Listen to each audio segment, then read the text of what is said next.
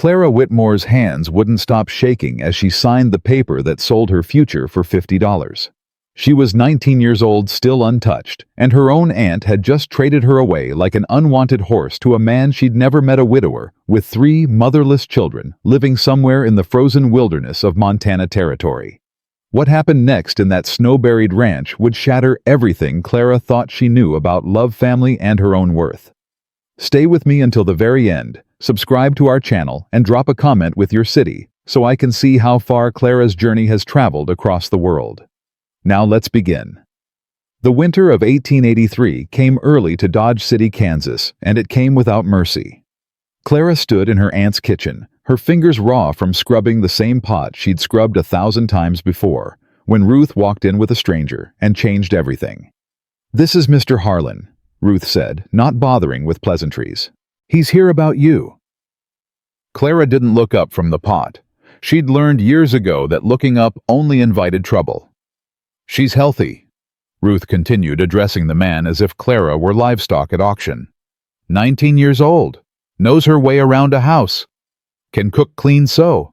Never been touched by a man, if that matters to whoever's asking. Clara's hands froze in the water. The cold seeped into her bones, but it was nothing compared to the ice spreading through her chest.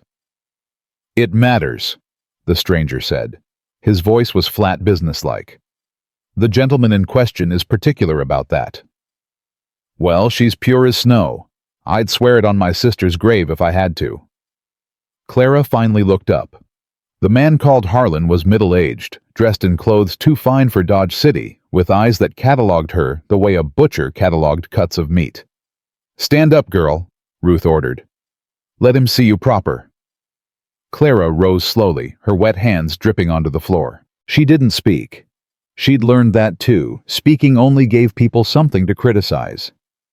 Harlan circled her once, nodded to himself. "She'll do. $50 as agreed, plus train fare to Helena." "55, Ruth countered. "Winter's coming. You're getting her at a good time. Whoever this rancher is, he'll have help through the worst months." 52. "That's my final offer." "Done." Clara watched them shake hands over her future. $52. That's what she was worth. Less than a good horse. About the same as a decent milk cow. "What?" Her voice cracked. She hadn't used it much lately. "What's happening?" Ruth turned to her with an expression Clara had never seen before. Something that might have been guilt quickly smothered. "You're going to Montana Territory. There's a rancher there who needs a wife. Well, not a wife exactly. Someone to keep his house and raise his children. His real wife died last year. You're selling me. I'm giving you an opportunity." Ruth's voice hardened. "You think I can keep feeding you forever? Henry doesn't want you in the house once we're married. This is the best I can do." "The best you can do is sell me to a stranger." Ruth's hand moved fast. Clara saw it coming, but didn't dodge. The slap rang through the kitchen, leaving her cheek burning. "Don't you dare!" Ruth's voice shook with something Clara couldn't identify. "Don't you dare make me the villain here. I've fed you for 7 years, clothed you, kept a roof over your ungrateful head. Your mother would have done the same in my position." "My mother would never—" "Your mother is dead." Ruth spat the words like venom. "And I've done my duty by her. Now it's time you earned your keep somewhere else." Clara stood there, her cheek throbbing, her heart somewhere on the floor. 7 years. 7 years of scrubbing and cooking and mending, and never being quite good enough. 7 years of being told she was lucky to have a roof over her head. 7 years of being reminded daily that she was a burden. And now this. "When do I leave?" she heard herself ask. "Tomorrow morning. Train to Helena, then someone will meet you there." Harlan pulled an envelope from his coat. "These are your papers. Don't lose them. The man who's taking you, his name is Caleb Hartley. He's got a ranch about 2 days' ride from Helena. 3 children. His wife died of pneumonia 14 months ago." Clara took the envelope with numb fingers. "Does he know what he's getting?" Harlan actually laughed. He knows he's getting a warm body to keep his house running. That's all he asked for. What you make of it after that is your own business.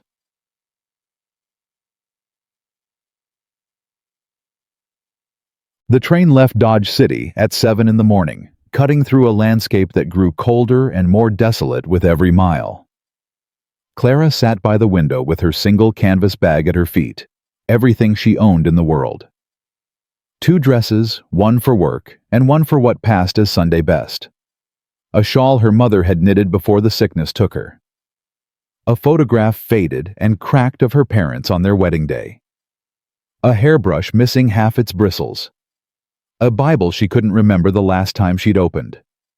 $52 worth of possessions for a $52 girl. The other passengers gave her space, whether from kindness or indifference, she couldn't tell. A woman traveling alone was either trouble or in trouble, either way, best avoided. Clara watched Kansas disappear behind her and tried to feel something. Fear, anger, hope, anything. But there was only emptiness. The same emptiness that had lived inside her since she was 12 years old and realized no one was coming to save her from Aunt Ruth's house. The same emptiness that had taught her to stop wanting things, stop expecting things, stop believing in things. At least in Montana, she wouldn't have to pretend anymore. She wasn't family there. She wasn't even a person, really just a transaction. $52 and train fare. At least that was honest. Helena was bigger than she'd expected, louder and dirtier and more alive. Clara stepped off the train into a chaos of noise and movement, clutching her bag like it might sprout wings and fly away. "Miss Whitmore." She turned. A man stood a few feet away, older than Harlan, with kind eyes and a weathered face. "I'm Miss Whitmore. Name's Samuel. I work for Mr. Hartley. He sent me to collect you." Samuel's eyes swept over her, not appraising like Harlan's, just curious. "You're younger than I expected." "Is that a problem?" "No, ma'am. Just an observation." He reached for her bag. "We've got a long ride ahead. Best get started before the weather turns." "Turns to what?" Samuel looked at the sky, then back at her, and something like pity crossed his face. "Winter, ma'am. Montana winter ain't like what you're used to. Hope they told you what you're getting into." They hadn't. No one had told her anything. The ride to the Hartley ranch took 2 days, just as Harlan had said. 2 days of frozen roads of wind that cut through every layer of clothing Clara owned, of stopping at remote outposts where the men looked at her with curiosity and the women with something like sympathy. Samuel didn't talk much, which Clara appreciated. He pointed out landmarks, occasionally warned her about the terrain, offered her extra blankets when the temperature dropped. "Mr. Hartley?" she asked on the second day when she couldn't stand the silence anymore. "What's he like?" Samuel was quiet for a long moment. "He's a good man." That's not really an answer. "No, ma'am, it ain't." Samuel adjusted the reins, his jaw working like he was chewing on words he wasn't sure he should spit out. "He was a good man, I should say, before Eleanor died. Now he's something else. Not bad, just broken. Grief does that to people." "And the children. 3 of them. Thomas is 8, thinks he's grown. Mary's 6, quiet as a mouse. Sarah's 3, don't remember her mama much." Samuel paused. "They need someone, Miss Whitmore. Someone gentle. Someone patient. Their daddy loves them. But love ain't always enough when you're drowning in your own sorrow." Clara thought about that for a long time. Thought about children who'd lost their mother, a man who'd lost his wife, a house that had lost its heart. Maybe there was something she could do there. Maybe she could be useful in a way she'd never been useful before. Or maybe she'd fail, and they'd send her back, and then where would she go? There was no back. That was the truth she'd been avoiding since Dodge City. There was no Aunt Ruth waiting to take her in. No family anywhere who wanted her. No friends. No money. No options. Montana was it. Caleb Hartley was it. This frozen wilderness where the wind screamed like something dying was the only future she had. She'd better make it work. The storm hit on the second night, turning the world into a howling white void. Samuel pushed the horses hard, his face grim beneath his hat. "Ranch is close," he shouted over the wind. "Half-mile, maybe less. Just hold on." Clara held on. Her fingers had stopped feeling anything hours ago. Her face was numb. Her feet were numb. Everything was numb. She wondered distantly if this was what dying felt like, the slow surrender of sensation until there was nothing left but cold. Then, lights appeared through the snow. Faint at first, just smudges of yellow in the white, then clearer. A house. A barn. Shapes that meant shelter, warmth, survival. Samuel pulled the wagon up to the main house and jumped down. "Stay here. I'll get him." Clara couldn't have moved if she'd wanted to. The cold had locked her joints, frozen her muscles, turned her into a statue of ice and exhaustion. The door of the house opened. Light spilled out, and with it came a figure, tall, broad, dark, against the golden glow. Caleb Hartley. Clara's first thought was that he looked carved from stone. Not handsome exactly, but striking in the way that mountains were striking. Hard edges, weathered surfaces, an impression of weight that went deeper than bone. Her second thought was that he looked angry. "This her?" His voice carried over the storm, rough and low. "Yes, sir, Miss Clara Whitmore." Caleb approached the wagon, and Clara got her first real look at him. Dark hair going gray at the temples, a jaw that looked like it hadn't unclenched in months, eyes the color of a winter sky, gray, cold, and utterly unreadable. He studied her for a moment, his gaze traveling from her face to her hands, to her inadequate clothing, and something flickered in those frozen eyes. Disappointment, maybe, or resignation. "She's half dead," he said flatly. "Samuel, help her down. Get her inside before she freezes." "I can walk?" Clara said, the words coming out ragged through chattering teeth. Caleb's eyes snapped to hers. For a moment, something like surprise crossed his face. Surprise that she'd spoken, or surprise at what she'd said. "Can you?" he asked. Clara forced her frozen limbs to move. She climbed down from the wagon on legs that shook violently, gripping the side for support. The ground felt like it was swaying beneath her, but she stayed upright through sheer stubbornness. Caleb watched her struggle. He didn't offer to help. "All right," he said when she stood on her own feet. "You can walk. Now get inside before you can't." He turned and walked toward the house without waiting to see if she followed. Clara followed.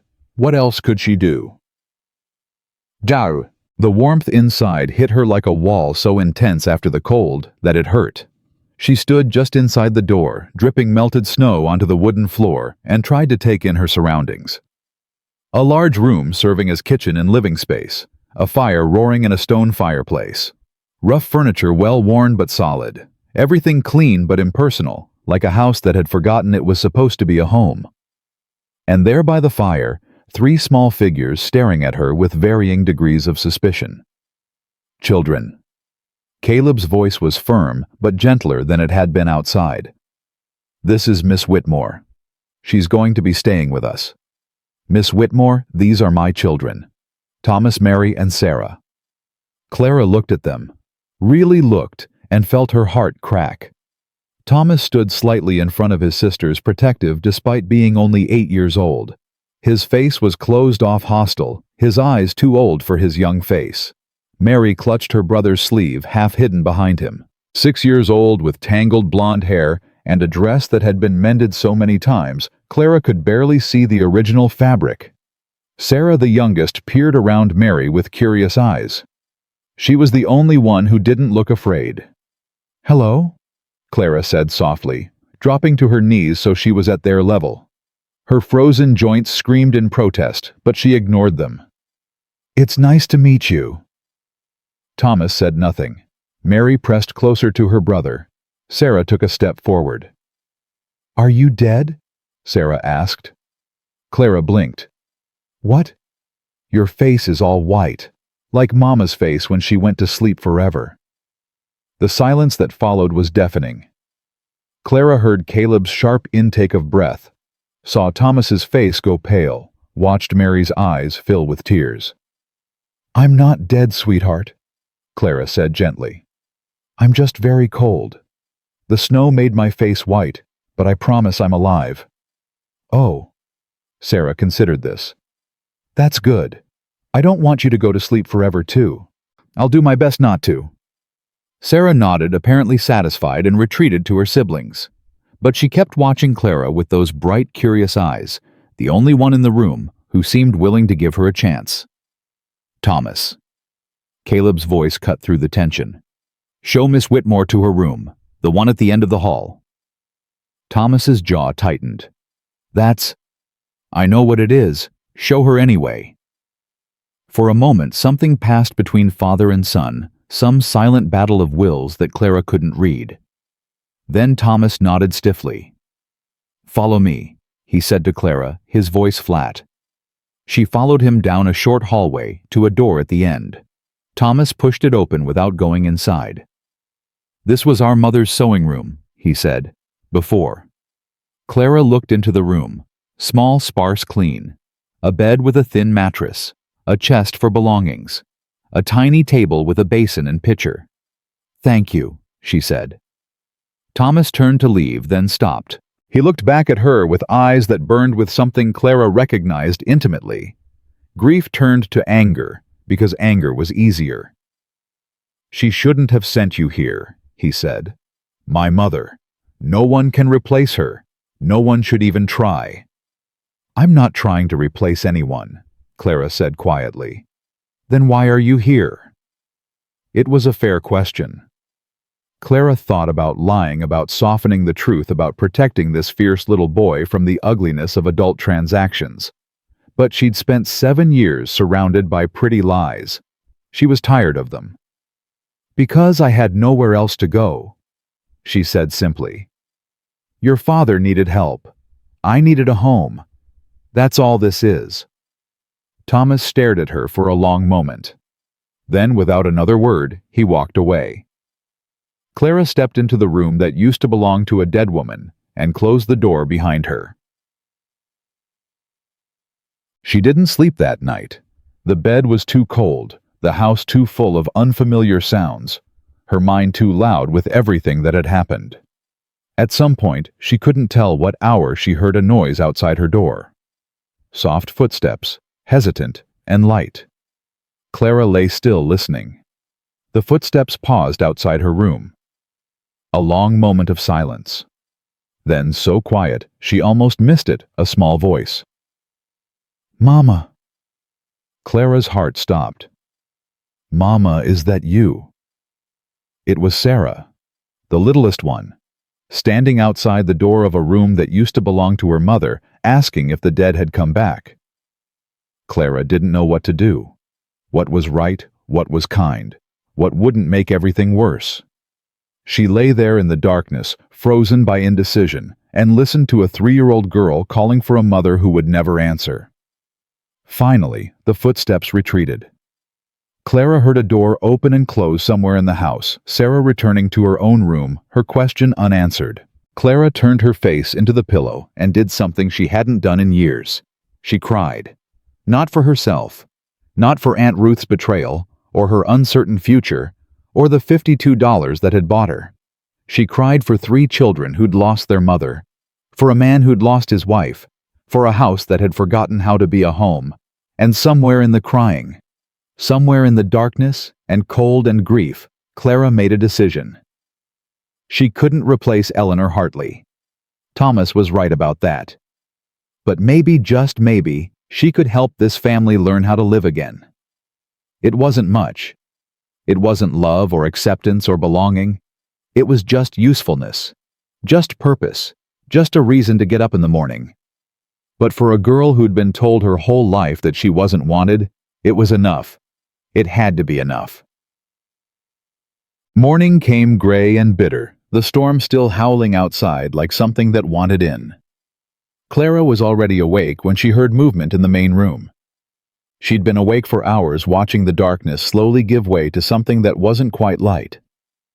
She dressed quickly in her work dress, the one with patches on patches, The one that said she was here to work, not to impress, and braided her hair with fingers that were still clumsy from yesterday's cold.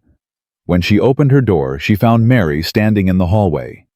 The little girl froze, caught in the act of sneaking past Clara's room. Her eyes went wide like a rabbit spotting a wolf. "Good morning," Clara said softly. Mary said nothing. She just stared. "I'm not going to hurt you," Clara tried. "I know you don't know me yet, but are you going to stay?" The question came out in a rush, almost accusatory. "I'd like to," Clara said carefully. "If you'll have me." The last lady didn't stay. Clara blinked. "What last lady?" "Mrs. Brennan. She came after Mama died. She said we were too wild, and she left in the middle of the night, and Papa was so angry, and Thomas cried even though he said he didn't." Mary's voice was matter-of-fact, reciting trauma like it was a grocery list.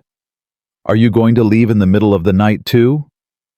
Clara knelt down, ignoring the protest of her knees against the hard floor. "Mary, look at me."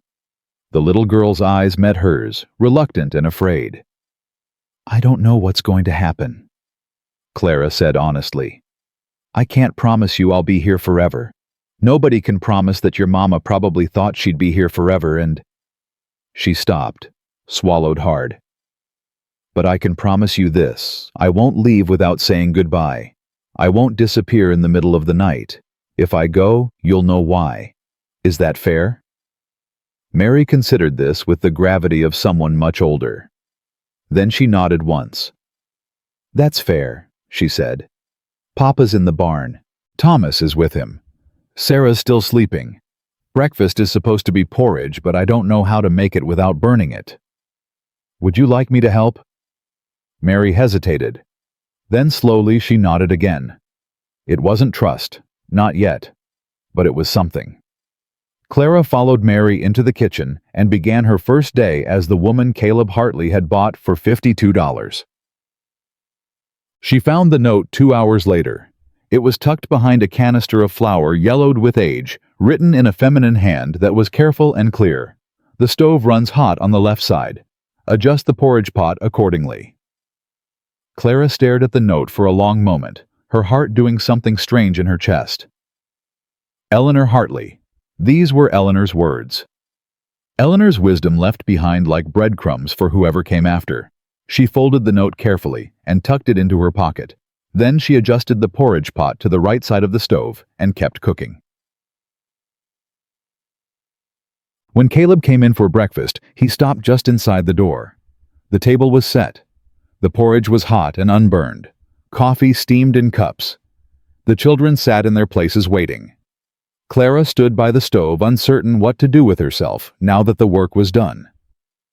"You found the note," Caleb said. It wasn't a question. "Yes," Clara said. "About the stove." Something crossed his face, pain maybe, or memory. "She left dozens of them, all over the house. I keep finding them." He paused. "I should have warned you." "No." Clara shook her head. "They're helpful. I'm grateful for them." Caleb looked at her for a long moment, his gray eyes unreadable. Then he nodded once and sat down at the table. "Let's eat," he said. "We've got work to do." It wasn't a welcome. It wasn't acceptance. It wasn't anything close to warmth. But Clara sat down at the table with the Hartley family and ate breakfast, and for the first time since Dodge City, she felt something other than emptiness. She felt like maybe, just maybe, she was exactly where she was supposed to be. The days folded into each other, one bleeding into the next, until Clara lost track of how long she'd been at the Hartley ranch. A week, maybe 2. Time moved differently out here, measured not in hours, but in tasks completed. Meals, cooked fires kept burning against the relentless cold. She learned the rhythms of the house, slowly, carefully, like someone learning to walk again after a long illness. The stove that ran hot on the left side. The pump that stuck unless you lifted the handle just so. The floorboard outside Thomas's room that creaked loud enough to wake the dead. And the notes. Always the notes. She found them everywhere. Tucked into cupboards, folded between linens, pressed inside books she pulled from dusty shelves. Eleanor's voice preserved in ink and paper, teaching Clara how to care for a family that wasn't hers. Sarah won't eat carrots unless they're cut small. Thomas pretends he doesn't need help with his reading, but he does. Mary has nightmares about fire. Don't let the candle burn too close to her door. Clara memorized each one. She didn't just read them. She studied them like scripture, like they contained the secrets to a kingdom she desperately wanted to enter. The children watched her. That was the hardest part, those constant measuring eyes waiting for her to fail. Thomas watched with open hostility, looking for proof that she didn't belong. Mary watched with cautious hope, wanting to trust, but too scared to try. Sarah watched with the simple curiosity of the very young, not yet old enough to understand why everyone was so sad all the time. And Caleb. Caleb barely looked at her at all. He was gone before dawn most mornings, out in the barn, or riding the fence lines, doing whatever needed doing to keep a ranch alive through Montana winter. He came in for meals, ate quickly, spoke only when necessary. At night he retreated to his room with a bottle and his ghosts, and Clara learned not to expect anything more. She told herself it didn't matter. She wasn't here to be loved. She was here to be useful. But sometimes late at night, when the wind howled and the house creaked and she lay alone in Eleanor's sewing room, she wondered if useful would ever be enough. The first real test came on a Tuesday. Clara was kneading bread when she heard the crash from the children's room, followed immediately by Thomas's voice, sharp with fear. "Mary, Mary, wake up." Clara was moving before she knew she'd decided to move, flour still coating her hands, her heart hammering against her ribs. She pushed open the door to find Thomas kneeling beside Mary's bed, his face white. Mary was convulsing. Her small body jerked and twisted, her eyes rolled back, foam gathering at the corners of her mouth. "What happened?" Clara dropped to her knees beside them. "I don't know. She was fine, and then she just... Get your father, now." Thomas ran. Clara could hear his boots pounding through the house, the crash of the front door, his voice screaming across the yard. Mary's convulsions slowed, then stopped. The little girl went limp, her breathing shallow and ragged. "Mary." Clara touched her forehead. Burning hot. "Mary, can you hear me?" No response, just that terrible, shallow breathing. Caleb burst through the door, Thomas at his heels. He took one look at his daughter and went pale. "How long?" "A minute, maybe two. She's burning up." Caleb gathered Mary into his arms, and Clara saw his hands shake. Saw the way his jaw clenched so hard she could hear his teeth grinding. Saw the ghost of another sickbed, another woman he couldn't save. "Eleanor died like this." His voice was barely a whisper. "She started with a fever. And then, Mary is not Eleanor." Clara stood, forcing authority into her voice she didn't feel. "She's young and strong, and we caught it early. I need cold water, clean cloths, and whatever medicine you have. Now, Caleb, right now." He stared at her. For a moment she thought he might shatter right there in front of her, break apart into pieces too small to ever reassemble. Then something hardened in his eyes. He nodded once. "Thomas, get water from the well, cold as you can. Sarah." He looked around, seemed to remember his youngest. "Where's Sarah?" "I'll get her," Clara said. "You stay with Mary." She found Sarah in the kitchen, standing exactly where Clara had left her, her small face frozen with terror. "Is Mary dead?" Clara knelt down, took Sarah's cold hands in her flour-covered ones. "No, sweetheart. Mary is sick, but we're going to help her. I need you to be very brave. Can you do that?" Sarah nodded, her lower lip trembling. "Good girl. I need you to stay in the kitchen and keep the fire going. Can you do that? Just like I showed you, small pieces of wood, not too many at once." "I can do that." "I know you can." Clara kissed her forehead. "You're the bravest girl I know." She left Sarah feeding the fire with careful hands and went back to Mary's room. What followed were the longest hours of Clara's life. She worked alongside Caleb, cooling Mary's fever with wet cloths, dripping willow bark tea into her mouth drop by drop, praying to a God she wasn't sure she believed in anymore. Thomas sat in the corner, his face blank with shock. Clara sent him to check on Sarah every hour, giving him something to do, some way to feel useful. Each time he came back, his eyes went straight to Mary. Is she going to die? Clara didn't lie to him. I don't know, but we're doing everything we can. Night fell. The fever raged on. Caleb hadn't moved from Mary's bedside. He held her hand like it was the only thing keeping him tethered to the earth. You should rest, Clara said softly. No. Caleb, I said no. His voice cracked. I wasn't here when Eleanor... I was in the barn, checking on a sick calf. A goddamn calf. And when I came back, she was... He stopped, his throat working. I won't leave her. I won't. Clara understood. She didn't argue. Instead, she pulled a chair close to his and sat down. Not touching him, but close enough that he could feel her presence. Tell me about Eleanor, she said quietly. Caleb's head snapped toward her. What? Tell me about her. What was she like? For a long moment he said nothing. Then slowly the words started to come. She laughed. God, she laughed at everything.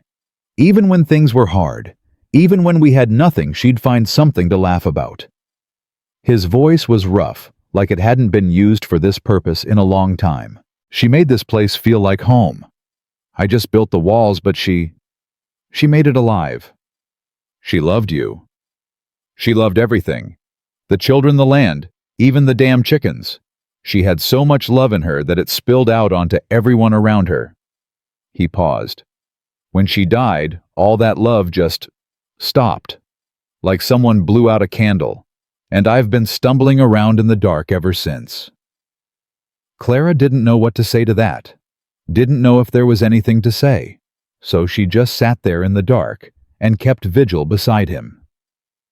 Near midnight, Mary's fever broke. Clara noticed at first the slight change in the child's breathing, the way her skin felt cooler under the cloth. She checked again, not daring to hope, not daring to believe. Caleb. He jerked awake. He'd dozed off despite his determination. What's wrong? Nothing's wrong. Clara felt tears burning her eyes. Feel her forehead. Caleb pressed his palm to Mary's skin, held it there. His face crumpled. Oh, thank God! The words came out broken, shattered. Thank God! Thank God! Mary's eyes fluttered open. Papa?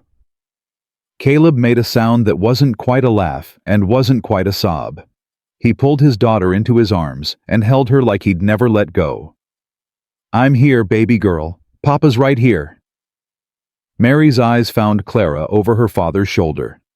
Miss Clara stayed too. I did. Clara wiped her eyes. I'm not going anywhere. Later, much later, after Mary had drunk some broth and fallen into a natural healing sleep, after Thomas had finally allowed himself to be sent to bed, after Sarah had been carried sleeping from her post by the fire, Caleb found Clara in the kitchen. She was cleaning up the mess from the bread she'd never finished making, her movements mechanical, her body running on nothing but willpower.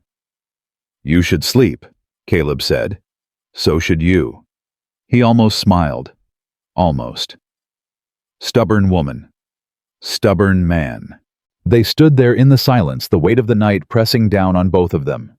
Thank you. Caleb's voice was barely audible. What you did, how you took charge. I couldn't think. I couldn't move. I was just... You were terrified. Any parent would be. Eleanor was the strong one. When the children were sick, she always knew what to do. I stood there like a fool and let her handle everything. He shook his head. And now she's gone and I still don't know what to do. I'm still that same fool standing there while someone else saves my children. Clara set down the cloth she'd been using to wipe the counter. She turned to face him fully. You're not a fool. You're a man who loved his wife and lost her, and that kind of loss. It doesn't heal quickly. It doesn't heal easily. Sometimes it doesn't heal at all. She paused, gathering courage. But you're here. You're still here, still fighting, still trying to hold this family together. That's not foolishness. That's strength. Caleb looked at her. Really looked at her for the first time since she'd arrived. His gray eyes searched her face like he was seeing something new, something he hadn't noticed before. "Why?" he asked. "Why what? Why do you care? You don't know us. We're strangers who bought you like property. Why do you care what happens to my children?" Clara thought about lying, about giving him a pretty answer, something safe and expected. Instead, she told him the truth. "Because no one ever cared what happened to me. And I know what that feels like to be alone, to be scared, to wonder if anyone in the world would notice if you just disappeared." Her voice caught. "Your children aren't going to feel that way. Not if I can help it." Caleb stared at her for a long moment. Then he reached out and touched her shoulder just briefly, barely there before pulling back like he'd burned himself. "Get some sleep, Clara. You've earned it." He walked away, disappearing into the darkness of the house. Clara stood alone in the kitchen, her shoulder still warm where his hand had been, and wondered what had just changed between them. The next morning, Mary was sitting up in bed demanding breakfast. Clara made porridge with honey, a luxury she'd found in the cellar, and brought it to her on a tray. Mary ate every bite. "Miss Clara?" "Yes, sweetheart." "Are you going to stay now because you saved me?" Clara sat on the edge of the bed. "I was always going to stay, Mary. Saving you didn't change that." Mary considered this with the seriousness of someone much older. "But now Papa knows you're good. Before he wasn't sure. I could tell. He looked at you like you might break something." Out of the mouths of babes, Clara thought. And how does he look at me now? Mary tilted her head, thinking. Different. Like maybe you won't break something after all. Like maybe you might fix something instead. Thomas appeared in the doorway. He'd been avoiding Clara since Mary woke up his emotions too big for his 8-year-old body to contain. "Thomas." Clara kept her voice gentle. "Would you like to sit with your sister?" He hesitated. Something was warring in his face, the hostility he'd worn since she arrived, fighting against something newer, something softer. "She's really okay. She's really okay. The fever broke and she's going to be fine." Thomas's shoulders dropped. For a moment, just a moment, he looked like the child he actually was, instead of the little adult he'd been forced to become. "I thought..." His voice broke. "I thought she was going to die like Mama. I thought I was going to lose her too." Clara stood and crossed the room. She didn't try to hug him. She knew instinctively he wasn't ready for that, but she put her hand on his shoulder. I know how scared you were. But Mary is strong just like you. Just like your whole family." Thomas looked at her hand on his shoulder, then at her face. Something shifted in his eyes. "I'm sorry," he said quietly. "For what? For being mean to you. For acting like you didn't belong here." He swallowed hard. "You saved my sister. You didn't have to. You could have just let Papa handle it and not gotten involved. But you didn't. You stayed." "Of course I stayed." Mrs. Brennan wouldn't have stayed. Thomas's jaw tightened at the memory. She would have let Papa handle everything and complained about the noise. She only lasted 2 weeks before she ran away. Clara knelt down so she was eye level with him. "I'm not Mrs. Brennan, and I'm not going to run away. I know you don't trust me yet, and that's okay. Trust takes time. But I'm going to keep showing up every day until you believe me." Thomas studied her face like he was searching for a lie. He didn't find one. "Okay," he said finally. "Okay, Miss Clara." It wasn't acceptance. Not yet. But it was the beginning of something. The days after Mary's illness were different, not easier. Nothing about life on a Montana ranch in winter was easy, but different. The air in the house felt lighter somehow, like a pressure had been released. Thomas stopped glaring at Clara and started watching her with something closer to curiosity. He even helped her carry wood for the stove one morning, mumbling something about how she was doing it wrong, and he'd better show her the right way.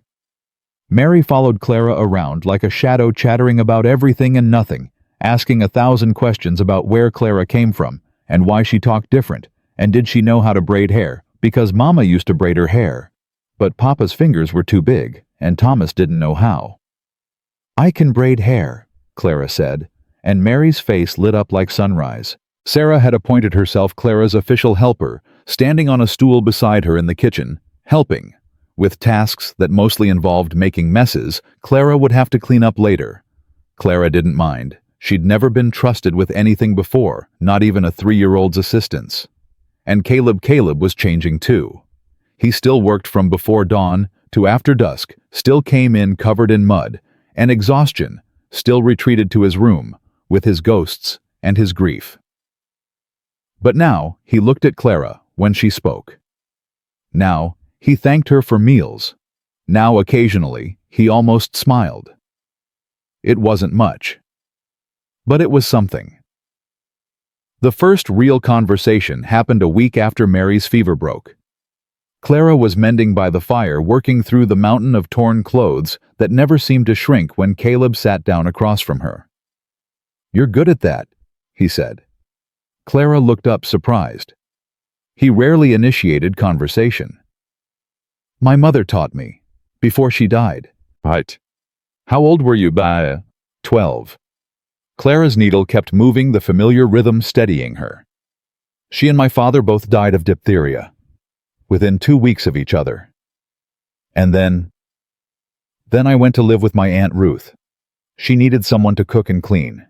I needed somewhere to go." Clara shrugged, trying to make it sound smaller than it was. "It worked out for a while. But not forever. No, not forever. She got engaged to a man who didn't want someone else's burden cluttering up his new house, so she found somewhere else to send me." Caleb was quiet for a long moment. "She sent you to me. $52 and train fare. That was the arrangement." "I'm sorry."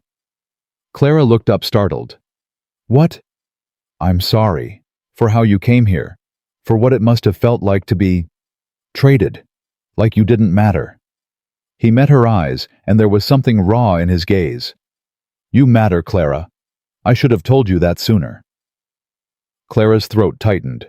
She couldn't remember the last time someone had told her she mattered. Maybe no one ever had. "Why did you agree to it?" she asked. "To have someone sent to you like a package?" Caleb leaned back, his eyes going distant. "Because I was drowning. After Eleanor died, I couldn't function. The children needed things I didn't know how to give them. The house was falling apart. I was falling apart.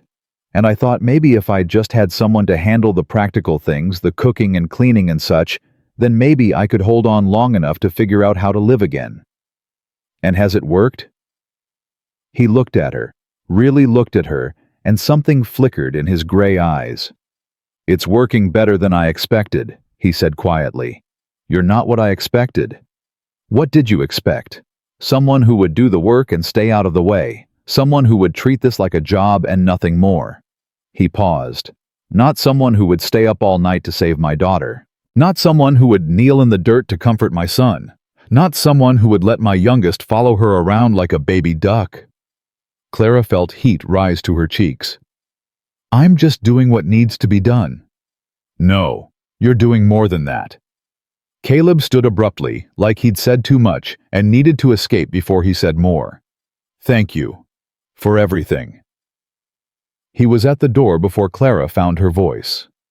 "Caleb." He paused, but didn't turn around. "I'm glad I came here. Whatever the circumstances. I'm glad." He stood there for a moment, his back rigid, his hand on the doorframe. Then he nodded once and disappeared into the darkness. Clara went back to her mending, but her mind was elsewhere. Something was changing. Something was growing. Something was taking root in the frozen ground of this broken household, pushing up through the snow toward light. She didn't know what it was yet. Didn't know what it would become. But, for the first time in her life, Clara Whitmore dared to hope it might be something good. 2 days later, the letter arrived. Samuel brought it from town, along with supplies, handing it to Caleb with a worried look that made Clara's stomach tighten. Caleb read it in silence. His face went hard. "What is it?" Clara asked. He didn't answer, just folded the letter carefully, put it in his pocket, and walked outside without a word. Clara exchanged a look with Samuel. The old ranch hand shook his head. "Trouble," he said quietly. "That letter's from Elijah Crane. He owns the big spread to the north. Been wanting this land for years." "What does he want?" Samuel's face was grim. "Whatever it is, it ain't good. Crane doesn't write letters to be friendly. He writes letters to threaten." Clara looked out the window at Caleb's retreating figure, walking toward the barn, with his shoulders tight and his fists clenched. Whatever was coming, they'd face it together. She just hoped together would be enough. Caleb didn't come back to the house until after dark. Clara kept dinner warm, kept the children fed, kept the fire burning. She didn't ask questions when he finally walked through the door, his face carved from stone, his eyes empty. He ate in silence. The children, sensing something wrong, were quiet too. Even Sarah didn't chatter. After the children were in bed, Clara found Caleb standing by the window, staring out at nothing. "Tell me," she said. He didn't turn around. "It's not your concern. Everything that happens in this house is my concern. You made it my concern when you brought me here." Caleb's jaw tightened. For a moment she thought he'd refuse. Then he pulled the letter from his pocket and handed it to her. Clara read it by firelight. The words were polite. The meaning was not. Elijah Crane was offering to buy the Hartley ranch. Offering generously, he claimed. More than the land was worth. But the offer had a deadline 2 weeks, and the implication was clear. Accept the offer or face the consequences. "What consequences?" Clara asked. "Crane controls the water rights upstream. He can divert the creek that feeds my land. Without water, I can't run cattle. Without cattle, I can't pay my debts. Without paying my debts..." Caleb's voice trailed off. "He'll take the ranch anyway." "He'll take everything." Caleb finally turned to face her. "This land is all I have, Clara. All my children have. Eleanor is buried here. Her ashes are scattered in the meadow where we used to picnic. If I lose this place, I lose her too." Clara folded the letter carefully. "What are you going to do?" "I don't know." The admission seemed to cost him something. "I've been fighting Crane for years. He's wanted this land since before Eleanor died. She was the one who always figured out how to outmaneuver him. She was smart, smarter than me. She'd know what to do. But she's not here." "No, she's not." Clara handed the letter back to him. "Then we'll figure it out ourselves." Caleb looked at her with something like wonder. I told you I'm not going anywhere. That includes when things get hard." He stared at her for a long moment. Then slowly, the corner of his mouth lifted. Not quite a smile, but close. "You're something else, Clara Whitmore." "So I've been told." The next morning, Clara found another of Eleanor's notes. This one was tucked inside a book on the shelf, a volume about Montana law that looked like it had never been opened. The note was longer than the others.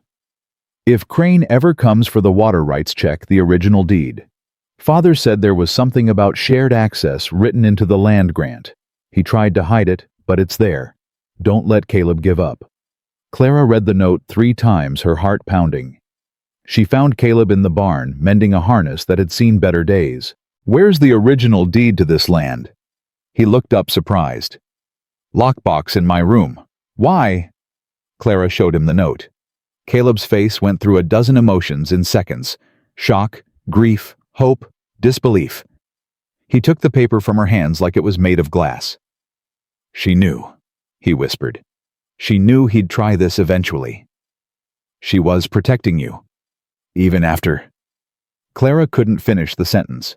Caleb was already moving, striding toward the house with Clara hurrying to keep up. He went straight to his room the first time Clara had seen inside it, and pulled a metal box from under the bed. His hands shook as he unlocked it. Inside were papers, documents, the accumulated proof of a life built from nothing. Birth certificates, marriage license, land deeds. Caleb found the original deed and spread it on the bed, scanning the dense legal language with desperate eyes. There. Clara pointed to a paragraph near the bottom. Shared water access granted in perpetuity to all properties within the original land grant boundary. Caleb read it again. His breath came out in a rush. She was right.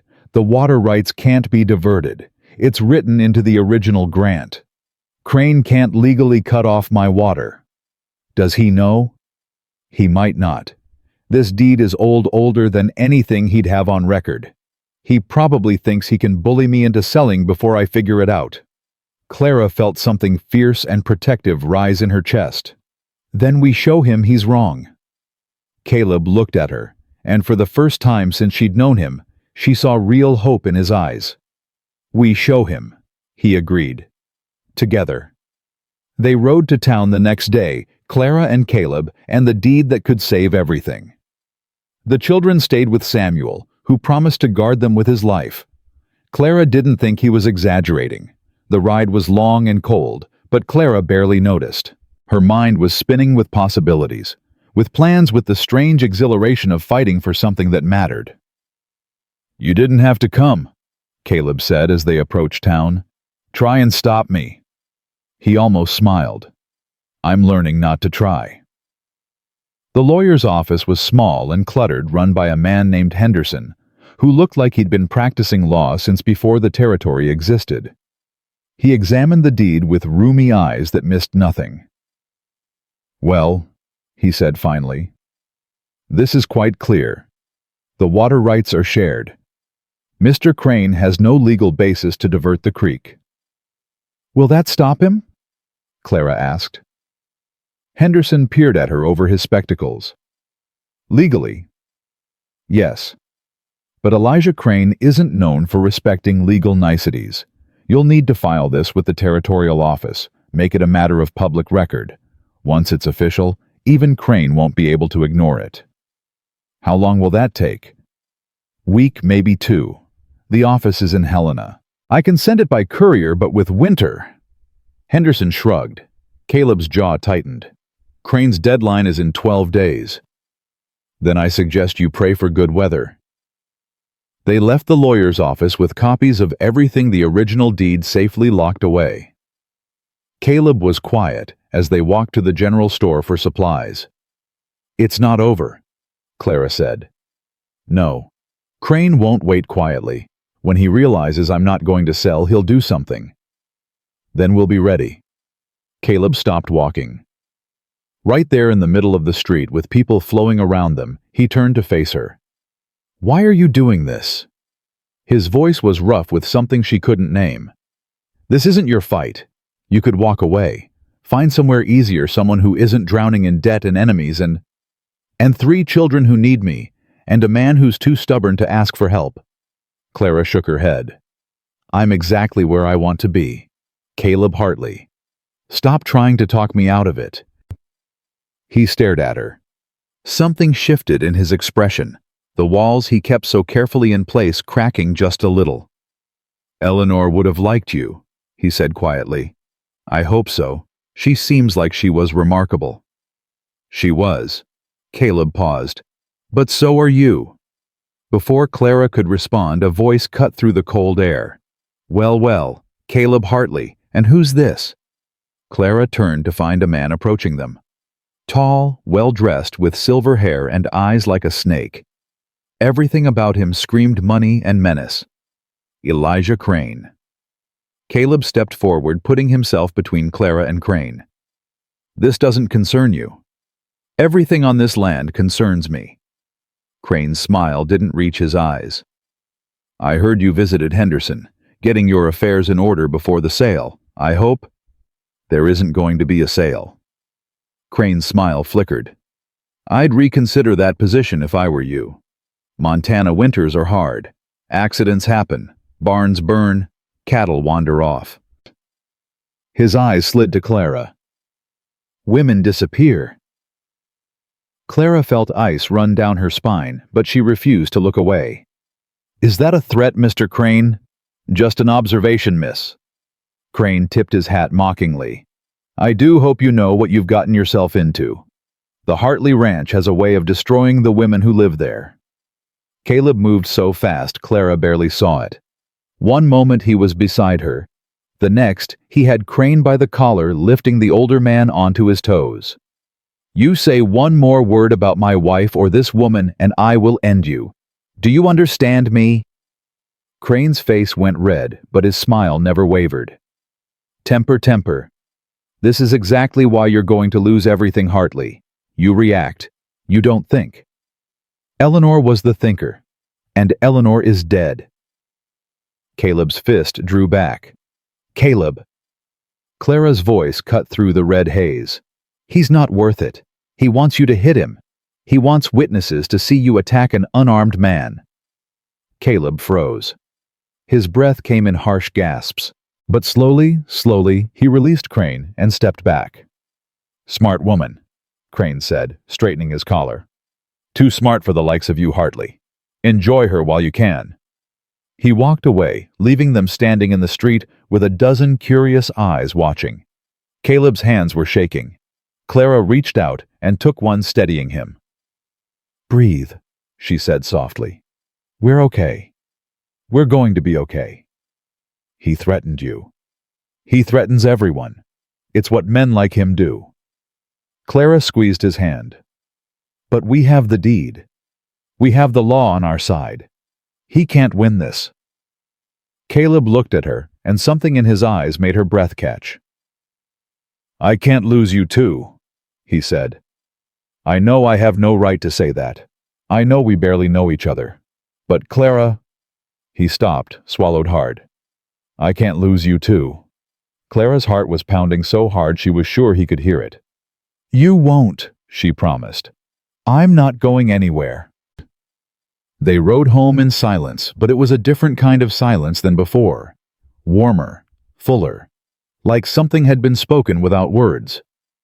The trouble started 3 days later. Clara woke to screaming.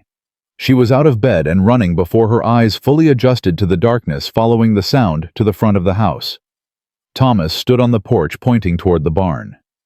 "Fire! The barn's on fire!" Clara's blood went cold. Caleb was already sprinting across the yard, Samuel beside him.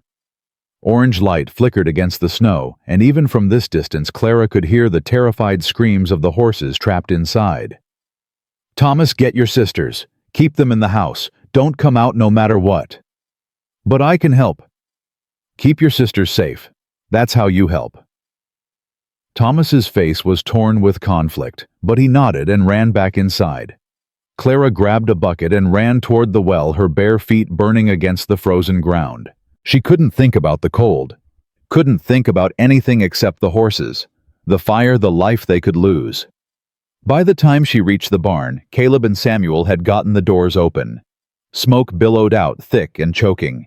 Clara could barely see. "The horses," she gasped. "Samuel's getting them out. I need to save the equipment, the feed." Caleb's voice was ragged with smoke. "Without them, we're done." Clara didn't hesitate. She plunged into the smoke beside him. The heat was unbearable. Her lungs screamed for air that wasn't there. But she found the bags of grain and started dragging them toward the door one after another, while Caleb fought the flames with bucket after bucket of water. It wasn't enough. The fire was spreading too fast, eating through dry wood like a hungry beast. "Clara, get out!" Caleb grabbed her arm. "It's going to collapse. Not without you. I'm right behind you. Go." She went, stumbling through the smoke lungs, burning eyes streaming. She made it to the door just as a beam crashed down behind her. Clara spun around. Caleb. For one horrible moment, there was nothing but smoke and fire and the groaning of dying timber. Then he emerged coughing and stumbling. His clothes singed his face black with soot. Clara ran to him. She didn't think, didn't plan, just threw her arms around him and held on. "You idiot," she gasped against his chest. "You could have died." "Had to save what I could." His arms came around her, holding her just as tightly. "The fire was set. I found the oil can. Clara pulled back to look at him. Crane? Can't prove it. But yes. Caleb's jaw was hard as iron. This is just the beginning. He's going to keep coming until we break. Then we don't break. The barn was a loss. Half of it anyway, the half that held the winter, feed the equipment, the supplies they needed to survive until spring. The horses were safe. Samuel had gotten them out before the fire spread. But the damage was done. Clara watched Caleb survey the destruction at dawn, his face gray with exhaustion and something darker. We can't survive winter without that feed, he said quietly. The cattle will starve. Can we buy more? Not without money I don't have. He laughed, but there was no humor in it. Crane knew exactly what to destroy. He knew it would break us. But we have the deed, which is sitting in Henderson's office waiting to be sent to Helena. Crane doesn't care about legal niceties. He said it himself. By the time the paperwork goes through, I'll have lost everything anyway. Clara felt the weight of it settle on her shoulders. All the hope they'd built over the past weeks crumbling to ash just like the barn. There has to be another way. If there is, I can't see it. The children appeared at the door. Thomas was holding Sarah Mary pressed against his side. All three of them stared at the smoking ruins with faces too young for this much loss. Papa. Mary's voice was small. Are we going to be okay? Caleb looked at his children. Looked at the destruction. Looked at Clara. I don't know, baby girl, he said honestly. I don't know. Clara made a decision in that moment. A dangerous one, a stupid one, but the only one she could see. I'm going to Helena, she said. Caleb's head snapped toward her. What? The courier will take too long. If I ride hard, I can get there in 3 days. I can file the deed myself, make it official before Crane does any more damage. That's insane. You'll freeze to death on the road. I'll take blankets, extra clothes. I'll stop at the way stations. Clara. What's the alternative? She cut him off. Wait here while Crane picks us apart piece by piece. Watch you lose everything because the paperwork was too slow. She shook her head. I'm going. Caleb grabbed her arm. You could die out there. The mountains, the cold, the distance. I know. Clara met his eyes. I know exactly what I'm risking. But I'd rather die trying to save this family than watch it be destroyed while I do nothing. This family. Caleb's voice was strange. You called it this family. It is my family, whether you want it to be or not. Clara pulled her arm free. I'll leave at first light. She walked away before he could argue further, before she could lose her nerve. That night there was a knock on her door. Clara opened it to find Caleb standing in the hallway, his face half hidden in shadow. I can't stop you, he said. No, you can't. So I'm coming with you. Clara blinked. What about the children? Samuel will watch them. He's protected this family for 20 years. He can handle a few days more. Caleb. You're not riding to Helena alone. His voice brooked no argument. If you're going to do this fool thing, I'm going to be right beside you. Clara stared at him. This man who'd bought her like property, who'd kept her at arm's length for weeks, who'd only just started to let her see the person beneath the grief. Why? She asked. Caleb was quiet for a long moment. Then he reached out and touched her face. Just barely. Just his fingertips against her cheek. Because you matter, he said. You matter to my children. You matter to this ranch. He paused, and his voice dropped. You matter to me. Clara's breath caught. Caleb, we leave at first light. He dropped his hand. Get some sleep. It's going to be a hard ride. He walked away, leaving Clara standing in her doorway, with her heart pounding and her world tilting on its axis. In the morning, they rode toward Helena together. And whatever came next, they would face it the same way, together. The cold was worse than anything Clara had ever experienced. They rode hard through the first day, stopping only to rest the horses and eat the dried meat and biscuits Clara had packed. The mountains rose around them like frozen giants, indifferent to the two small humans struggling through their domain. Caleb rode ahead, breaking trail through the snow, his body hunched against the wind. He hadn't spoken much since they'd left, but his presence was a constant reassurance. She wasn't alone out here. Whatever happened, she wasn't alone. They reached the first way station just before nightfall, a tiny cabin run by an old trapper named Gus, who looked at them like they'd lost their minds. "Helena, in this weather." He shook his head. "You'll be dead before you hit the pass." "We don't have a choice," Caleb said flatly. Gus studied them for a long moment, then shrugged. "Your funeral. There's stew on the fire and hay in the lean-to for your horses. That'll be $2. Clara ate mechanically, too tired to taste the food. Her hands were raw from holding the reins. Her face burned from the wind. Every muscle in her body screamed with exhaustion. Caleb sat across from her watching the fire. He looked as tired as she felt, but there was something else in his expression too. Something she couldn't quite read. "You should sleep," he said. "We leave before dawn." "So should you." "I will. Just need to think for a while." Clara hesitated, then stood and crossed to where he sat. She lowered herself beside him close enough that their shoulders touched. "What are you thinking about?" Caleb was quiet for a long moment. When he spoke, his voice was barely audible over the crackling fire. "Eleanor." Clara's heart clenched. Of course. Always Eleanor. The ghost that would never leave. "She would have hated this," Caleb continued. "Hated that I'm risking everything on a desperate ride through the mountains. Hated that I'm putting you in danger." He paused. "But she would have understood why. She always understood the things I couldn't explain." "Tell me about her." Caleb turned his head to look at her. "You want to hear about my dead wife? I want to know who she was. Not just the notes she left behind, but the woman who wrote them." Something shifted in Caleb's face. The walls he kept so carefully in place crumbled just a little. "She was sunshine," he said softly. "Even in the worst times, even when we had nothing, she could find something to smile about. She made everything better just by being there." His voice caught. "When she died, it was like someone blew out the sun. I've been stumbling around in the dark ever since." Clara reached out and took his hand.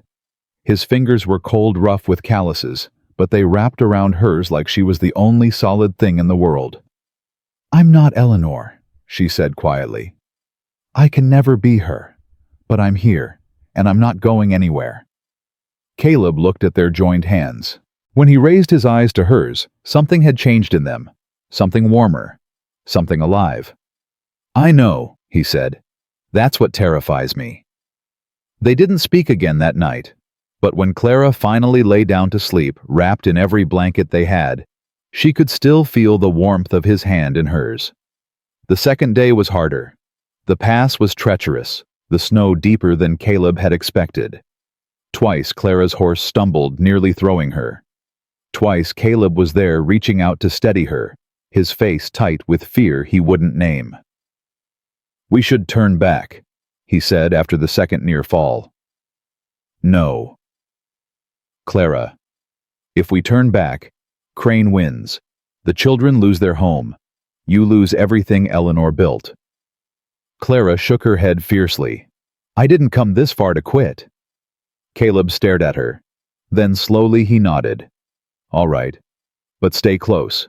If something happens." "Nothing's going to happen." She was wrong. They were halfway through the pass when the shot rang out. Clara heard it before she felt it. The crack of a rifle echoing off the mountains, followed by a searing pain in her shoulder that nearly knocked her from her horse. "Clara!" Caleb caught her before she fell. His arms wrapped around her, pulling her from her saddle onto his horse. Blood soaked through her coat, hot against the cold. Hold on to me." Clara gripped his coat with her good hand. The world was spinning, the pain turning everything white at the edges. Another shot. This one hit the snow beside them, sending up a spray of ice. Caleb kicked his horse into a gallop. Clara pressed against his chest. She could hear his heart pounding, feel the desperation in every movement. "Who?" she gasped. "Crane's men. Has to be." Caleb's voice was hard as iron. "He must have known we'd try for Helena. Must have sent someone ahead." Another shot. This one went wide.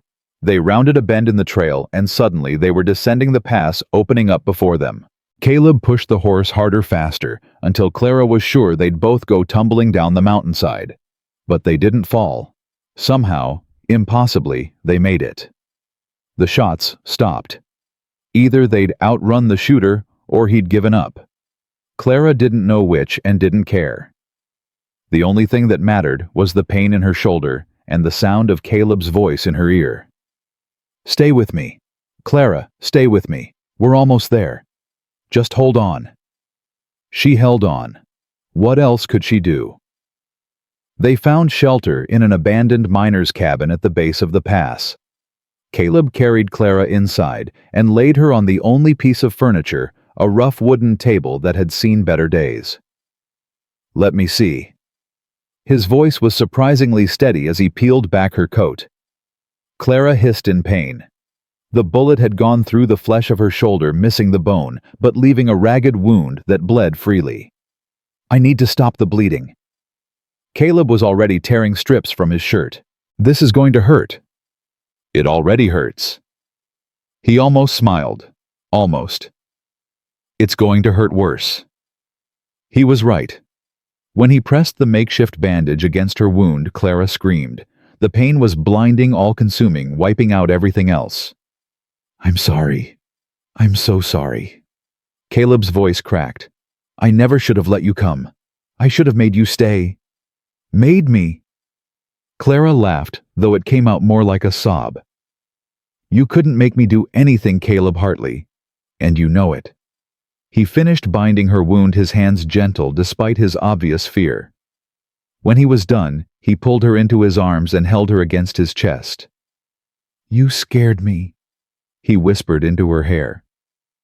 "God, Clara. When I saw you fall, I didn't fall. You caught me. I almost didn't. But you did." Clara pulled back enough to look at him. His face was pale, his eyes red-rimmed, his whole body shaking with suppressed emotion. "You caught me. You saved me. That's what matters." Caleb touched her face. His fingers trembled against her cheek. "I love you." The words hung in the air between them. Clara's breath caught. "I know I shouldn't," Caleb continued, his voice raw. "I know it's too soon, too fast, too everything. But I've been dying inside for 14 months, and then you showed up and suddenly I could breathe again. I could feel again. I could imagine a future that wasn't just endless gray." "Caleb, you don't have to say it back. I don't expect you to feel the same way. I just needed you to know. Before anything else happens, before we reach Helena, before—" His voice broke. "I needed you to know that you're not just someone I bought. You're not just someone who keeps my house. You're the woman who brought me back to life, and I love you for it." Clara reached up with her good hand and touched his face. "I love you too," she said simply. Caleb made a sound that was half laugh, half sob. "You don't have to." "I'm not saying it because I have to. I'm saying it because it's true." Clara smiled through her own tears. "I've been in love with you since you walked through the smoke to save your children. Since you held Mary's hand through her fever. Since you looked at me like I was worth something, not just convenient." He kissed her then. Softly, gently, like she was something precious that might break. Clara kissed him back, ignoring the pain in her shoulder, ignoring everything except the taste of him, and the warmth of his arms, and the knowledge that she was exactly where she was supposed to be. When they finally pulled apart, both of them were crying. "We still have to get to Helena," Clara said. "I know. We still have to file the deed and stop Crane and save the ranch. I know. So we should probably stop kissing and start planning." Caleb laughed, a real laugh, full and genuine, the first one Clara had ever heard from him. Probably, he agreed, but he kissed her again anyway. They reached Helena on the third day. Clara's shoulder throbbed with every step of the horse, but she refused to stop, refused to slow down. They'd come too far to fail now. The territorial office was a squat stone building in the center of town. Caleb helped Clara down from the horse and kept his arm around her as they walked inside. The clerk was a bored-looking man with spectacles and ink-stained fingers. He barely glanced up when they entered. "Help you?" "We need to file a land deed," Caleb said. "It's urgent." "Everything's urgent." The clerk sighed. "Fill out the forms. Pay the fee, come back in a week." "We don't have a week." Clara stepped forward, ignoring the pain that shot through her shoulder. "This deed contains water rights that are being contested. If we don't file it today, someone is going to steal our land." The clerk looked at her, really looked, and his expression shifted slightly. "You're hurt. Shot, on the way here, by men who don't want this deed to be filed." Clara met his eyes. "Please. We've ridden 3 days through the mountains. We've nearly died twice. All we need is for you to do your job." The clerk was quiet for a long moment. Then he held out his hand. "Let me see the deed." Clara handed it over.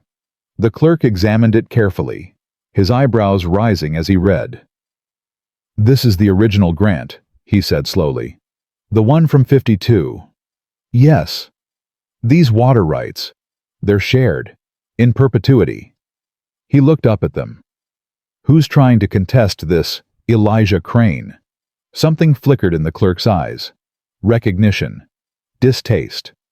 "I know Crane. He's been trying to consolidate land in that area for years." The clerk reached for his stamp. "I'll file this today. Priority processing. You'll have your official documentation by tomorrow morning." Clara felt her knees go weak. If Caleb hadn't been holding her, she might have fallen. "Thank you," she whispered. The clerk stamped the deed with a firm, decisive motion. "Thank me by keeping your land. Someone needs to stand up to Crane, and it might as well be you." They found a boarding house and rented a room. Clara was too exhausted to care about propriety, too hurt to worry about what anyone might think. Caleb helped her into bed, changed her bandage with gentle hands, made sure she was warm and comfortable before he finally allowed himself to sit down. "We did it," Clara said. "You did it." Caleb shook his head in wonder. "I never would have found that note without you. Never would have thought to ride to Helena.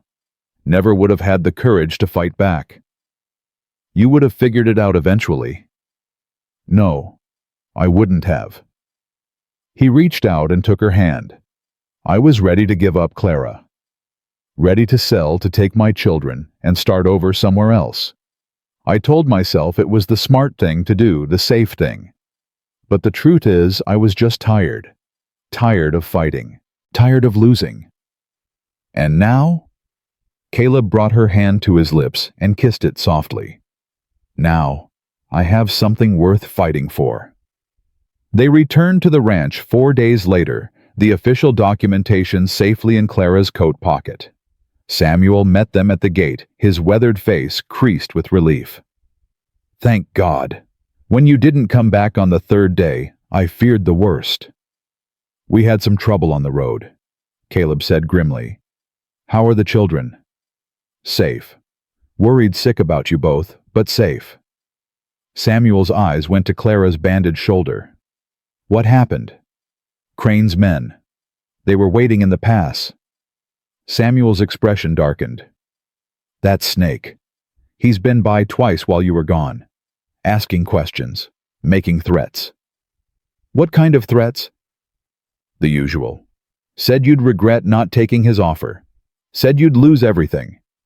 Samuel paused. "Said the woman you brought here would pay for sticking her nose where it didn't belong." Clara felt cold, despite the warmth of her coat. But before she could respond, 3 small figures came running out of the house. "Papa, Miss Clara." The children hit them like a wave. Thomas grabbed Caleb's coat. Mary threw her arms around Clara's waist. Sarah just stood there, tears streaming down her face, too overwhelmed to move. "You came back," Mary sobbed. "You came back, you came back." "Of course we came back." Clara knelt down, ignoring the pain in her shoulder. "I promised you I wouldn't leave without saying goodbye. Remember?" Mary nodded, hiccuping. "I remember." "Well, I'm not saying goodbye. I'm staying right here, forever." Thomas looked at his father. "Is it true? Did you save the ranch?" Caleb pulled the documentation from Clara's coat and held it up. "It's true. Crane can't touch us. The water rights are ours and there's nothing he can do about it." Thomas's face split into the first genuine smile Clara had ever seen from him. "I knew it," he said fiercely. "I knew you'd figure it out." Clara figured it out. Caleb's hand came to rest on her shoulder, her good shoulder. "She found your mother's note. She insisted we ride to Helena. She took a bullet to make sure we got there in time." He looked at his children. "If we still have a home, it's because of her." All three children turned to look at Clara, and for the first time she saw something in their eyes that hadn't been there before. Not just acceptance, not just gratitude, love. "You got shot." Sarah's eyes were huge. "Does it hurt?" "A little," Clara admitted. "But it's getting better." "I'll make you soup," Mary declared. "Mama always made soup when Papa was hurt. I know how." "I'll help," Thomas added. "I can cut the vegetables." They ran inside, already arguing about who would do what, their fear forgotten in the excitement of having their family home. Caleb watched them go, then turned to Clara with eyes that shone with something she was only beginning to understand. "They love you," he said quietly. "I love them too. And me." His voice was hesitant, uncertain, so different from the hard, closed-off man she'd met that first night. "Do you still love me? Even after everything?" Clara reached up and touched his face. "Especially after everything." He kissed her, then right there in front of Samuel and God, and anyone else who might be watching. Kissed her like she was the answer to every question he'd ever asked, the solution to every problem he'd ever faced. And Clara kissed him back, knowing that whatever came next, they would face it together. That night, after the children were asleep and the house was quiet, Caleb found Clara sitting by the fire. She was holding one of Eleanor's notes, the one about the water rights, the one that had saved everything. "You miss her," Clara said without looking up. Caleb sat down beside her. "Every day." "I think about her too, about how different things would be if she were still here, about whether she'd hate me for taking her place." Caleb was quiet for a long moment. Then he reached into his pocket and pulled out a small wooden box. "I found this in her things," he said, "after she died. I think she knew she was running out of time, knew she needed to leave something behind." He opened the box and handed Clara a folded piece of paper. One more note hidden away for over a year. Clara unfolded it with trembling hands. "To whoever comes after me. If you're reading this, I'm gone, and someone new is taking care of my family. I hope you're kind. I hope you're patient.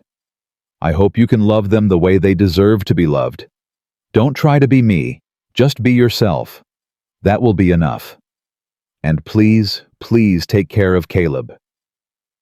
He pretends to be strong, but he needs someone to lean on. He needs someone to remind him that it's okay to be happy again. He needs someone to show him that love doesn't end just because I did.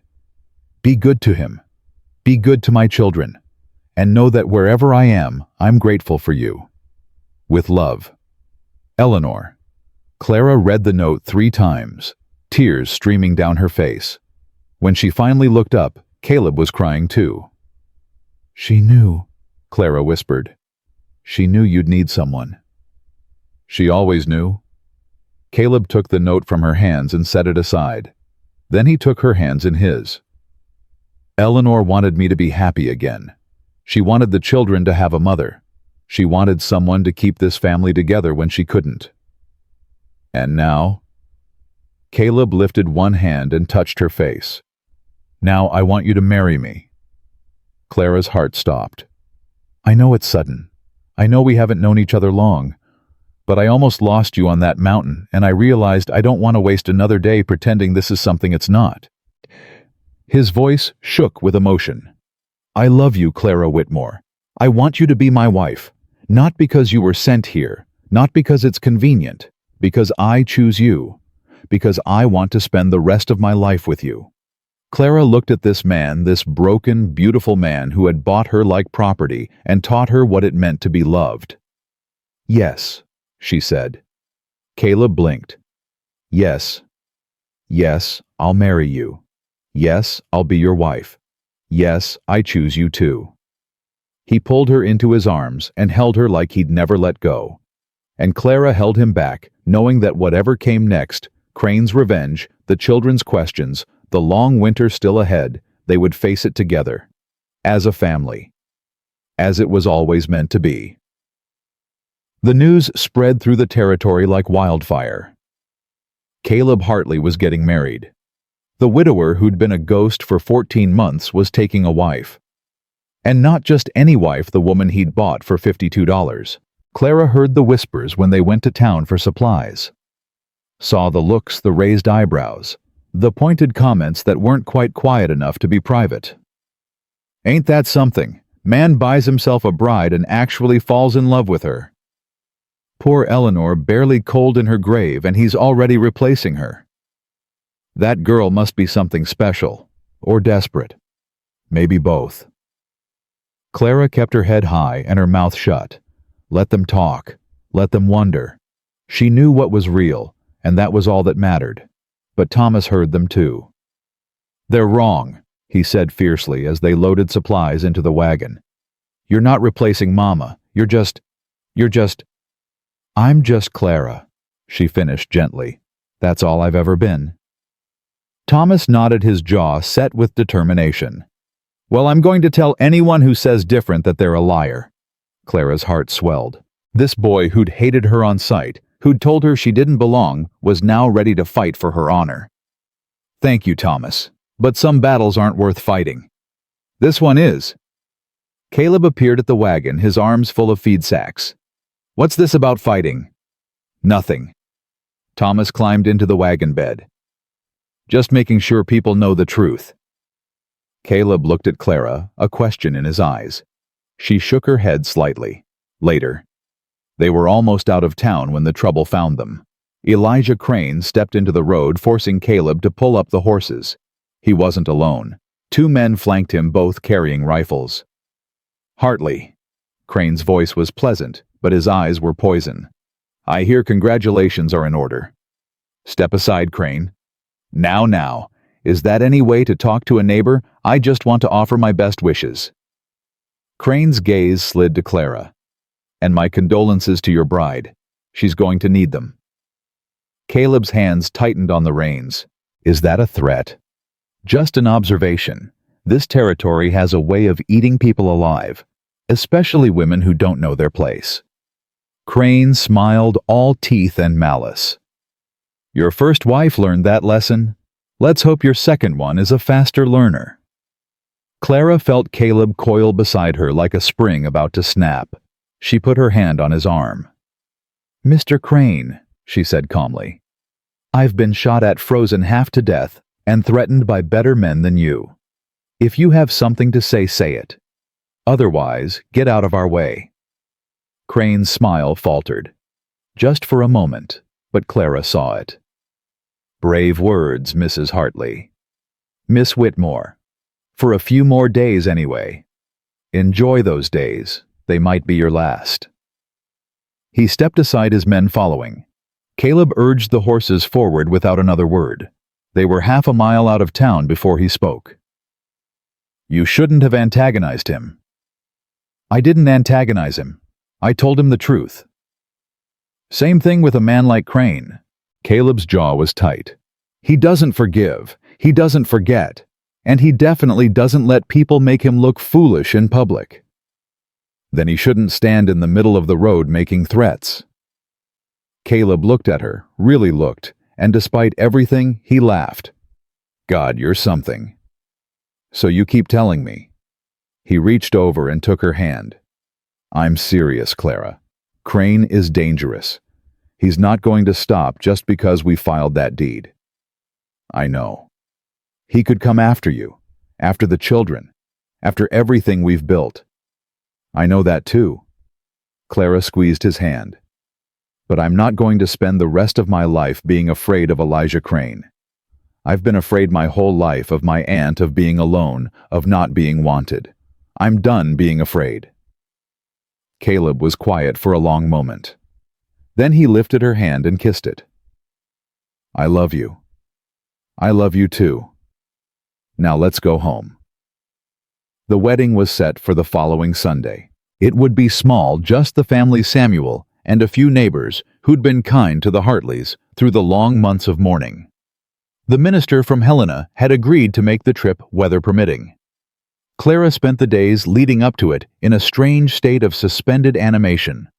She went through the motions of daily life, cooking, cleaning, caring for the children, but her mind was elsewhere, on the future that was coming, on the vows she would make, on the life she was about to begin. The children threw themselves into the preparations with an enthusiasm that made her heart ache. Mary insisted on making flower arrangements, though there weren't any flowers to be found in Montana winter. She improvised with pine branches and red berries, creating something surprisingly beautiful. Sarah decided she would be the flower girl even without flowers. She practiced walking slowly up and down the main room, scattering imaginary petals, until Clara had to hide her smile behind her hand. And Thomas took on the role of protector with a seriousness that made him seem far older than his 8 years. I'm going to make sure nothing goes wrong, he announced. I'm going to watch for trouble. What kind of trouble? Any kind. Crane's men. Bad weather. Anything that might ruin your day. He paused. Mama's day got ruined by rain. She said it didn't matter, but I could tell she was sad. Clara knelt down to look him in the eye. Thomas, I don't care if it rains or snows or the roof falls in.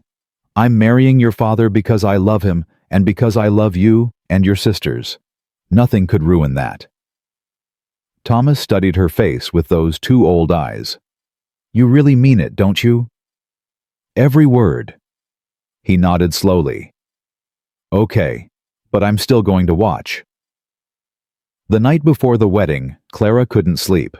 She lay in her small room, Eleanor's sewing room, though it had become hers now, and listened to the wind outside. Tomorrow, everything would change. Tomorrow, she would become Clara Hartley.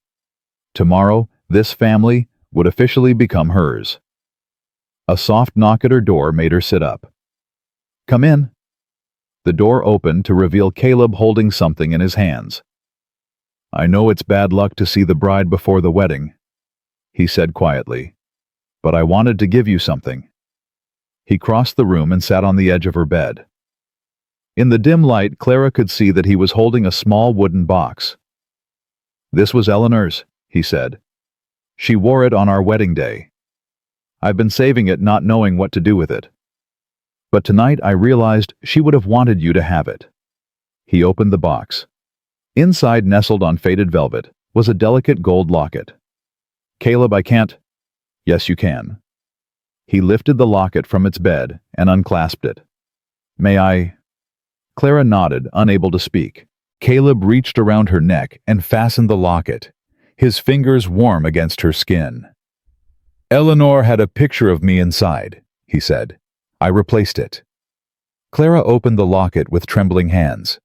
Inside was a tiny photograph, not of Caleb, but of the 3 children. They're your family now, Caleb said softly. I wanted you to have them close to your heart. Clara felt tears streaming down her face. I don't know what to say. Say you'll marry me tomorrow. I already said yes. Say it again. I like hearing it. Clara laughed through her tears. Yes. Yes, I'll marry you. Yes, I'll be your wife. Yes. Yes, 1,000 times yes. Caleb kissed her forehead, then her cheek, then softly, gently her lips. Tomorrow, he whispered. Tomorrow. The wedding morning dawned clear and cold.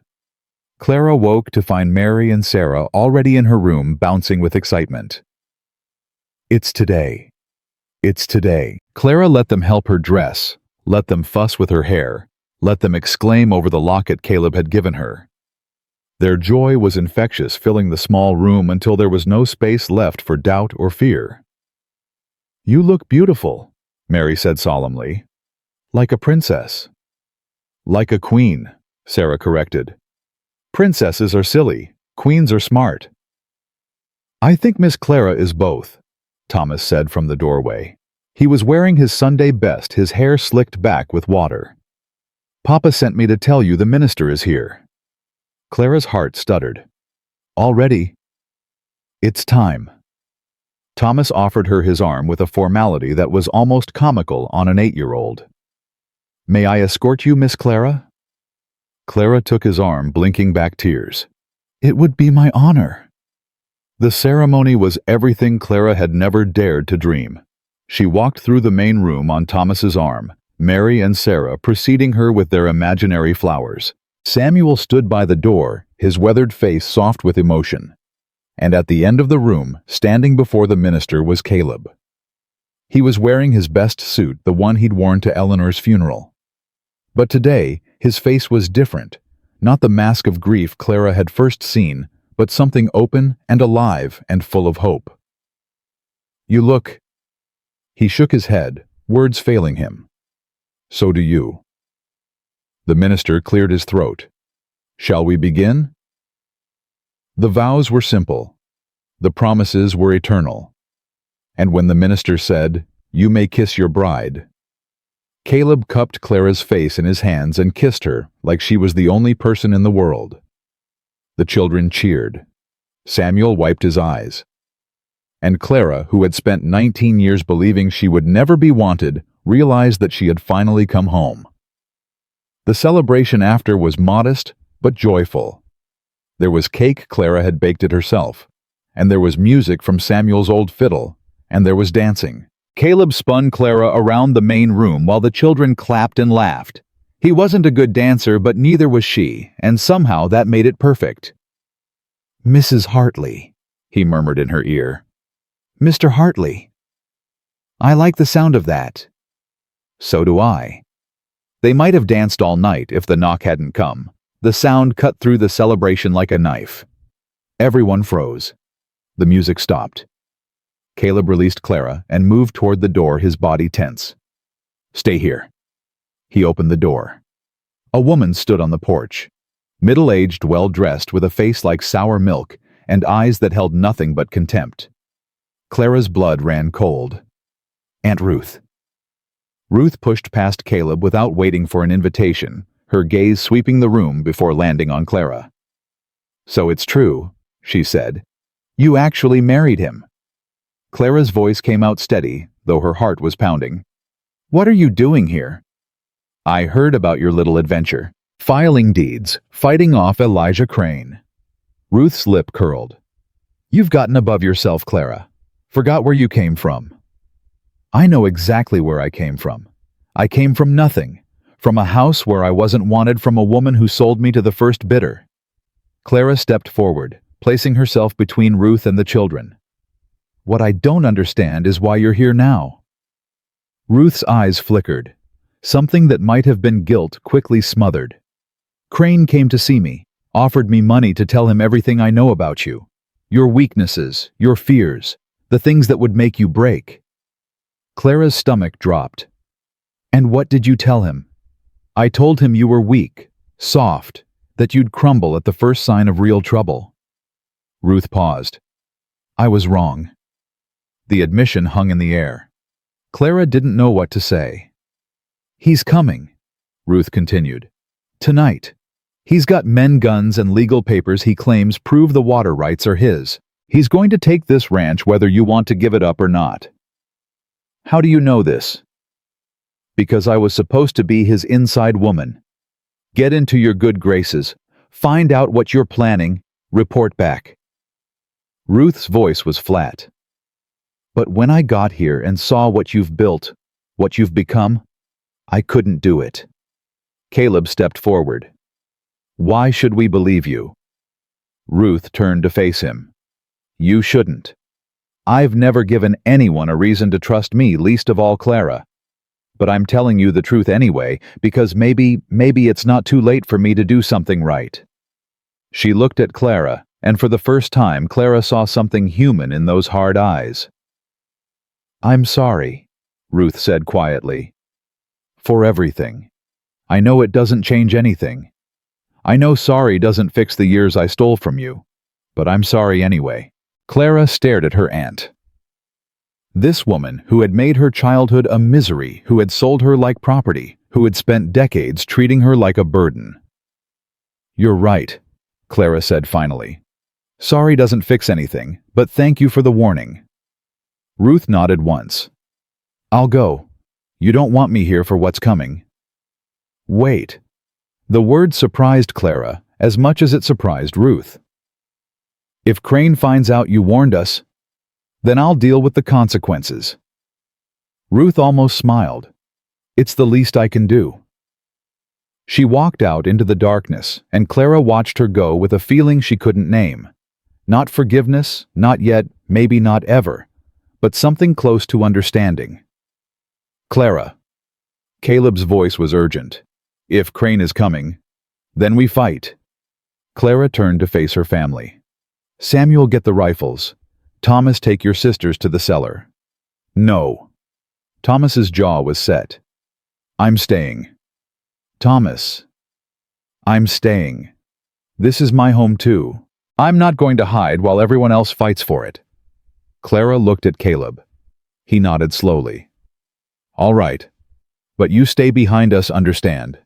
You don't do anything without permission." Thomas nodded fiercely. The next hour was preparation. Rifles loaded. Positions assigned. The younger children hidden safely in the cellar with strict instructions not to come out until someone came for them. Clara stood by the window watching the darkness the rifle Caleb had given her cold and heavy in her hands. She'd never shot anyone before. She hoped she wouldn't have to tonight. "They're coming." Samuel's voice cut through the tension. Clara peered into the darkness and saw them torches a dozen or more moving toward the ranch like a slow-burning fire. Caleb moved to stand beside her. "Whatever happens," he said quietly, "I want you to know that these past weeks have been the happiest of my life. Happier than I thought I'd ever be again." "Don't talk like that. We're going to be fine." "I know, but just in case." Clara turned and kissed him. Hard, fierce, a promise and a prayer all wrapped into one. "We're going to be fine," she repeated. "Now let's go save our home." Crane rode at the head of his men, torch in one hand, papers in the other. He stopped just outside rifle range and called out into the darkness. "Hartley, I've got legal documents here that say this land is mine. Come out peacefully and no one gets hurt." Caleb stepped onto the porch, rifle across his chest. "Those documents are worthless. The territorial office already confirmed our water rights." "Did they?" Crane's voice was pleasant, conversational. "Funny thing about paper. It burns, and so do territorial offices when properly motivated." Clara felt ice run down her spine. "He burned the records." "Maybe, maybe not." Caleb's voice was steady. "But we still have our copies. Legal, verified, official. Copies can be disputed, especially when the people who verified them aren't around to testify anymore." Crane nudged his horse forward. "Last chance, Hartley. Walk away and I'll let you live. Stay and—" A shot rang out. Not from Crane's men. From behind Clara. She spun around. Thomas stood there, his face white, a smoking rifle in his hands. And 20 feet from the house, one of Crane's men was on the ground clutching his arm. "He was sneaking around back," Thomas said, his voice shaking.